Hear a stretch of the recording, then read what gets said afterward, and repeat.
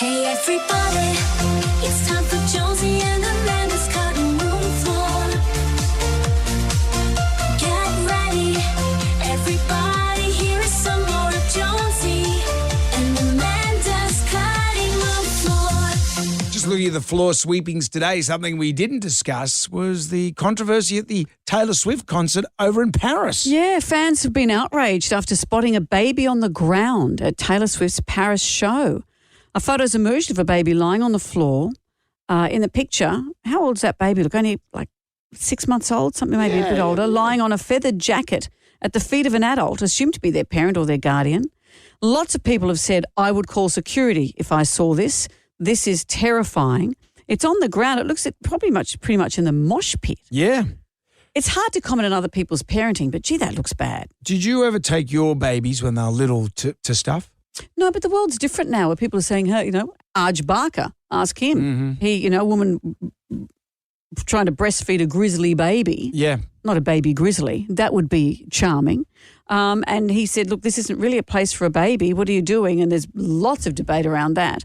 Taking a baby to a Taylor Swift concert and putting it on the floor? Keep them in a papoose on your chest or something like that. So, you take them to a party. I remember taking our little kids to parties and stuff in baby capsules, and you put it underneath the dining room table and then you'd forget that you left the baby there. See, now other parents would be outraged at that.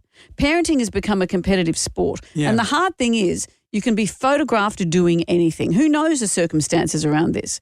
People get pinged. Your baby's asleep in the car. Mm-hmm. You can see the baby in the car seat and you just stop the car to put petrol in or to go and grab a coffee. You can see you're standing at an outside venue. You can see the baby. People photograph it and suddenly it's on the front page of the paper. This has happened to parents. And by law, when you go to a petrol station, you fill your car up with petrol. Say you've got 3 kids, say, in the back seat of your car and they're all little under the age of 5 and they're all asleep. You put fuel in your car.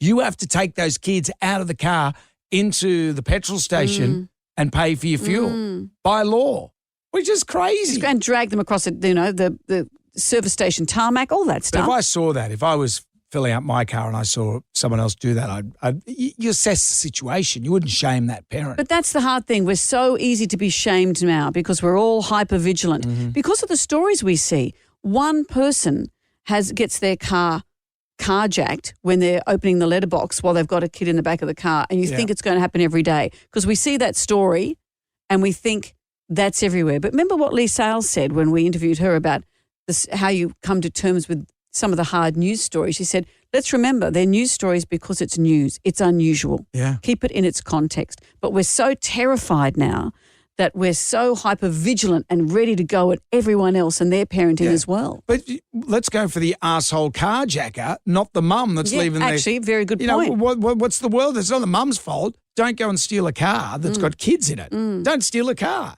Imagine stealing someone else's kids. It's hard enough with your own. You can take my kids. I remember one time I was picking up my motorbike. I'd left it at Barry Dubois' place. I could go into the details why I'd left it at Barry Dubois' place. But I'm trying to stay awake, so don't bother. But there was probably some drinking involved. So what happened, I've got a motorcycle trailer.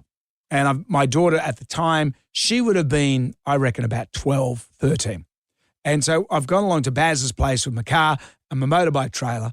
And Baz is there with little Arabella. Beautiful. Arabella is, how old's the twins now, Benny and Arabella? They're about to start high school next year, so they're probably 11 or 12. Yep. So they were she was like a tiny weeny baby, like teensy weeny little baby.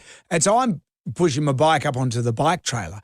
And as it's gone up, the back wheels kick the ramp off and the ramp's plomped onto the ground. So now the bike's hanging off the trailer. And Baz, you know what he's like, can do Baz. He's holding his baby, though. He's holding his baby. So he puts Arabella down on the ground next to the bike trailer. And he's going, here you go, Jonesy, no worries. And I'm yelling out to Romany, who was a teenager at the time, Romany, for God's sake, pick that child up. I don't know what to do. Pick the child up. Don't leave it near the trailer. You know who I hope doesn't hear this story is Arabella's mother. Leonie? Yeah, Leonie. It all ended well. Come on, it was 10 years ago. Arabella is fine. She's starting high school. Everything's going to be okay. Oh, take a deep breath. But I think in summary, if you see something like that, just assess the situation before you start filming it and shaming that person. Yeah. And if you're an arsehole car thief, don't steal a car. Yeah. Go and do something good with your life. Yeah. And how about we're not so hyper-vigilant about everyone else's parenting? Yeah. shoot the car thieves, not the mums. Those words are spoken by Brenda Jones. Okay, kids.